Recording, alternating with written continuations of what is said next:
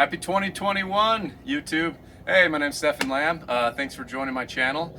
I'm here to talk about my most awesome motorcycle, and I just got it. It is a brand new 2021 KTM 890 Adventure R. And the R stands for really badass, in case you're wondering. I was looking for something to get. I wanted to get into the big bike adventure scene. Right now I have the KTM 525, and it is a badass bike. It's an 07, a little older, but not something. I want to get something that the beautiful lady behind the camera and I could ride together, both off-road and on-road. And doing through a lot of research through all the BMWs, and Yamaha is good. And there's a bunch of really good bikes out there, so it's really hard to decide. And one of the things not a lot of the reviews talk about how the passenger, riding with the passenger is, and so that was part of it. I wanted to give my perspective on it. I've ridden just over 100 miles on it, and so I'm going to give what I'm going to do is give my first rundown of what my first experience is with it, and how I've liked it so far, and then I'll get into the technical details about the whole motorcycle and improvement over the years before, and my perspective on that. So if you're not interested in the technical details, then I'll just give you the first ride and my impression of it, and if you want to, you can listen for the rest of it. So first 100 miles, I drove it about 70 miles from when I picked it up to my way home. It is super smooth. It is incredible. It is really impressively smooth. That parallel twin engine in there, they've done things. The delivery's great. It's got fly-by-wire throttle, so the throttle response is instantaneous. I've tried it in the different riding modes from off-road to on-road, and it switches on the fly, which is really cool. And so on the road, it's awesome. It feels great. And I came from an FZ09. I've had a Yamaha R1. I had an RC51. I've had a WR450. I've ridden a lot of different bikes before, and this thing is really fast. It's really fast, seriously. Compared to my FZ09, maybe that had a little more low in torque because of the way it was, but anyway, it's fast, and I haven't even really cracked it because I've only got 100 miles on it. It's brand new, so I'm still gonna break it in to really rip on it. But so on road, it's awesome. The screen on this one is a little shorter than the non-R version, and if you're really doing only long roads or something, I would get a little taller windscreen. But even the stock one that this comes with, which is adjustable, it's damn good. And it was cold the first day when I was riding back. It was about 50 degrees down to 42 degrees, and so I was a little chilly on my hands. Anyway, and then the next day I hopped on with Victoria and we went and cruised off-road. So I'm out in Mojave right now, and we went and cruised off the road, and it was two of us on there, and it is impressively good off-road with even a passenger. I can imagine that this thing is going to be awesome with just myself, with no problem. I mean, it feels like a big bike. It's not a small bike, like way more heavy than like the KTM, obviously, respectfully so, but even with a passenger on the back, it was plush. And the suspension, which is fully adjustable, and I haven't changed any settings yet, it did great, honestly. Some high speed, and actually it felt better. We were cruising a little bit, nothing really rocky, but bumps in the road for sure, and sandy, and it was great. So my first impression of it is awesome, and I'm really happy I got it. So that's my first thing. I'm super pumped about it.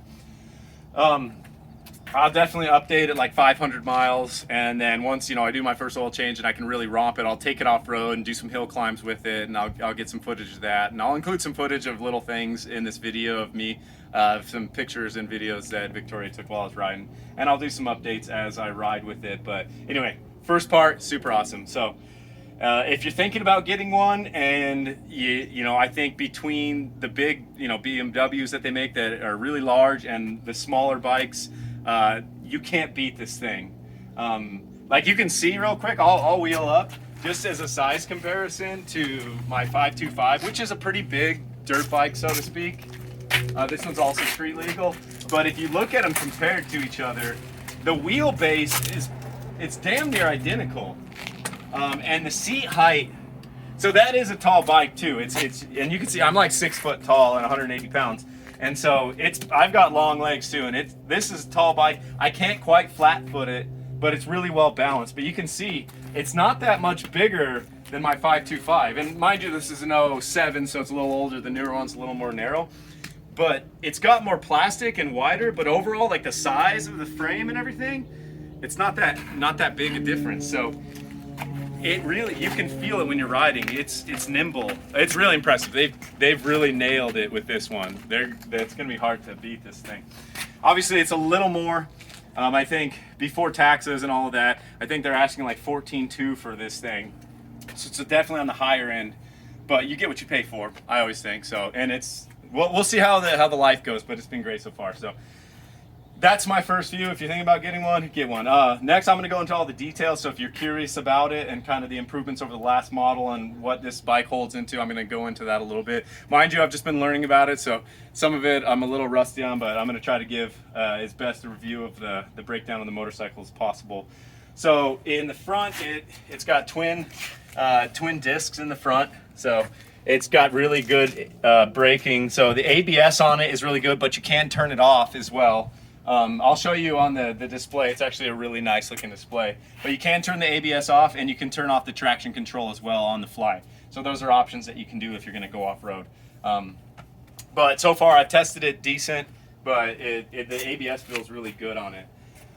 Coming up from there, so it's got 21-inch wheels in the front, 18-inch wheels in the rear. The R model is going to come with the fully adjustable WP Explorer suspension on it. Including you can adjust the preload on it. And one really cool thing about it is that under the seat, it's got a line out. It tells you where you want to do the click positions depending on the type of riding that you're doing. And I haven't adjusted it at all, even when we went off-road. And it's too soft from the stock settings to be really aggressive off-road. You would have to adjust the suspension. But I'm excited to see how the suspension reacts when I do adjust it to the more aggressive off-riding, and I'll update in my next video on that. Like I said, you can adjustable windshield. You can buy an aftermarket one for it. It comes stock with the rock guards and the rear view mirrors here. The KTM bar feels really good. I've always had pro tapers on most everything, and this has a similar bend. And that engine is so low vibration as it is that the vibration through the handlebars is nothing. 5.2 gallon gas tank, which is what, 5.2, almost 418 or something like that. 20 liters if you're going to go that way. And they claim like a 250 mile range, I think, and that's pretty on par with what I'm seeing because I'm getting in the high 40 mile per gallon for now for average. It is a plastic tank, but it's got the protectors on the side that it came with, and then it's got an aluminum rock guard underneath, so it's pretty tough. And this one looks like it's, I don't know, 1/8 inch, something like that. A little under 1/8 inch, so maybe 16 to 18, 1/8 inch. So pretty tough. But they say the plastic's really tough on it. I probably will still buy like a guard for it, like a crash guard, because it's just a good habit to do with motorcycles. Like on street bikes, you always just get frame sliders out the door. It's worth doing. Save yourself the trouble of your plastics. I would do that. So from there, that's pretty much everything that they built on this bike. They really tried to keep the center of gravity low, and you can feel it because it is nimble on the road. I don't have the road tires on. These are kind of like on-road, off-road enduro style tires, but it felt good leaning into it. I would definitely, if you're going to do all riding street, obviously put street tires on, but these seem to be pretty decent. So the engine is the big upgrade that they did on this. So this is the LC8C motor. So it's built off the LC8 platform that they've done. And I think from the 790 that the little brother to this, so to speak, that this was developed off of, they squeezed another 10 horsepower out of it, and they got, I think, up to 100 Newton meters, which is about 75 foot-pounds of torque on it. So, and really, comparatively speaking, I had the 790 and this side by side, and this really doesn't seem that much bigger. And I think they were able to do that by a couple changes in the engine itself. The stroke length and the bore size was increased a little bit, but not that much. So the frame and everything seems pretty comparable. It's an all chromoly frame that they did, and then the subframe is a steel trellis that they built on it. So pretty lightweight as far as that goes. The engine, it's the twin cam chain on it. It's got 2 balancers on it, so it's got one on the crankshaft and the one between the cylinder heads, and it is really, really smooth. That balancer just makes it really, really good.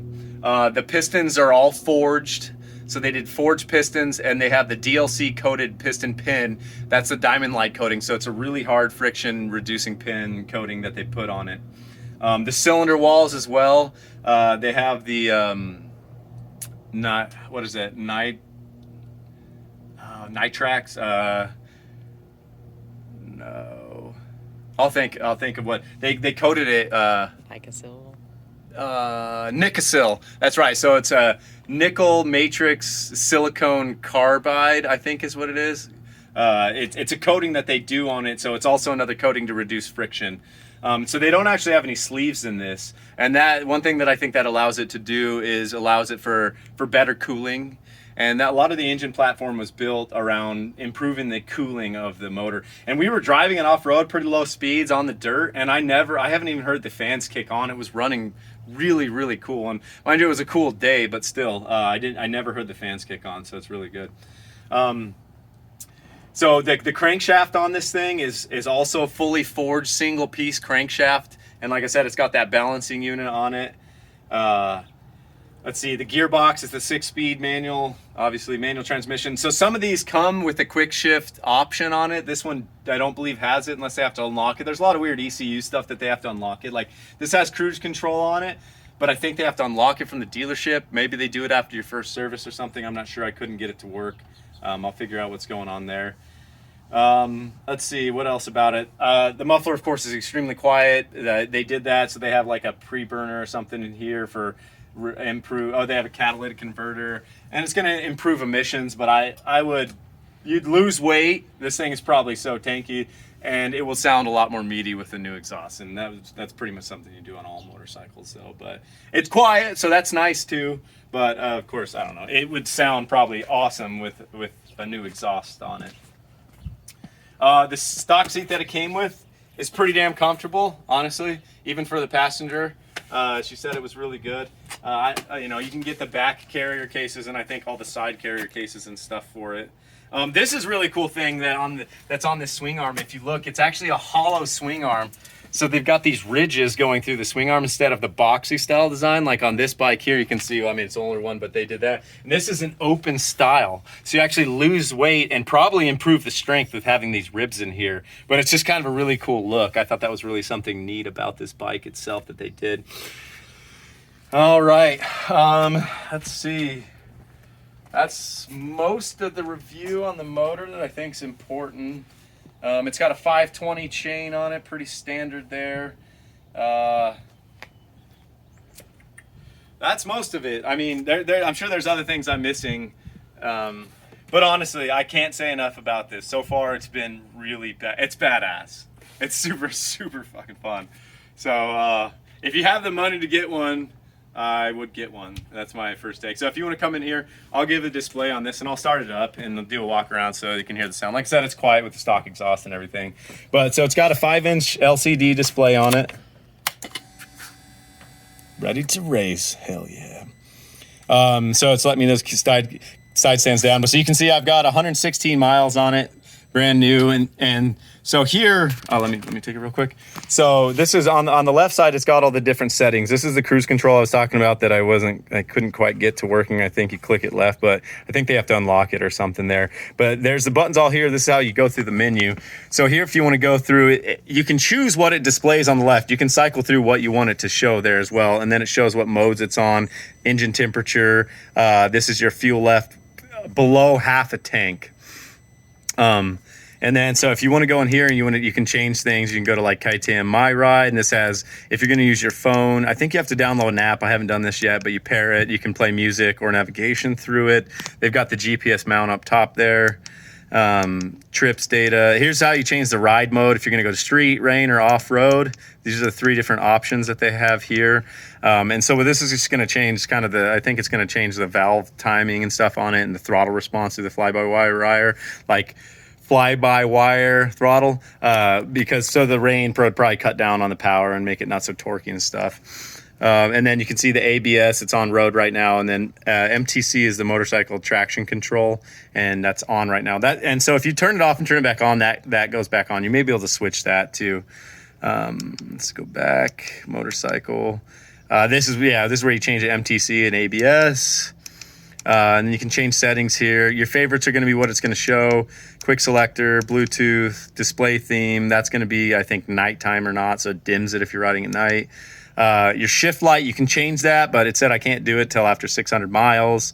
And that's just going to flash wherever you want to set your shift light at. It's going to flash on there. DRL. I don't actually know what DRL is yet. I'll figure that out.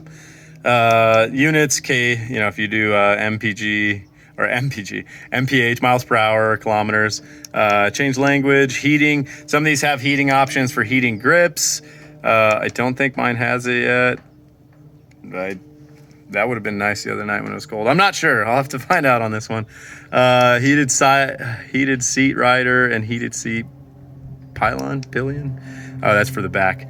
I don't think mine comes with that option, but yeah. So let me go ahead and start it up. So actually this is new for me. This has 3 different positions on it. So there's like an off for kill switch, and it will tell you the kill switch on. And then it's got a standard position. You can hear the fuel injection priming there. So it's neutral. There she is. There's my beautiful lady.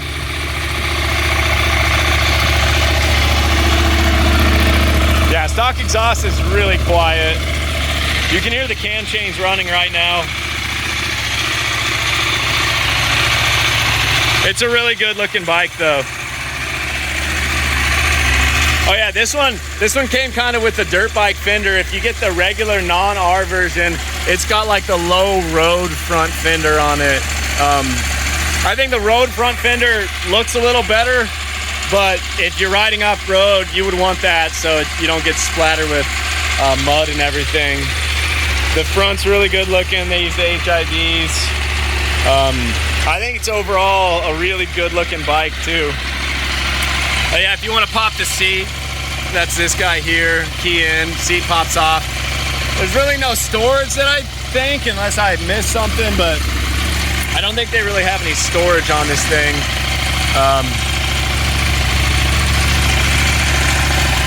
So yeah, I'll rev it a little. It's not warmed up really, but I mean, you're not gonna hear much. It is really quiet, but exhaust would fix that for sure.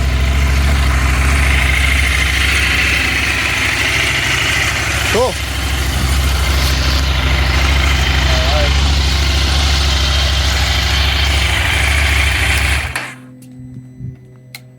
Awesome. So that's my first kind of look at it. I'll try and fix, and if I said anything wrong, feel free to correct me on it. I was trying to read up on it a little bit this morning to be more knowledgeable about it, but I've owned a lot of different motorcycles, from, like I said, sport bikes, and then the FZ09, which was an awesome bike too. And of course, every motorcycle you have, you love the most, and you think it's the best thing in the world, and I fall victim to that as well. But if you're looking at the adventure bike game, you're probably going to have a hard time beating this or the 790, just for power and performance off-road, and even just as you can never find what people say about the bikes with the passenger. And I think she said it was a really comfortable bike as well off-road. So we'll see. I'll give another view, and I'll do another 500 miles on it, and then do an oil change on it and give a review on it and keep it updated. But if you have any questions or comments or anything that you want to ask me, feel free to put it below in the comment. If not, subscribe, and I'll give you updates, and you can keep up to date on it. And good luck finding one. Apparently they're really hard to get. I kind of stole one out from under some other people, so you got to jump on it if you want it. So anyway, take care.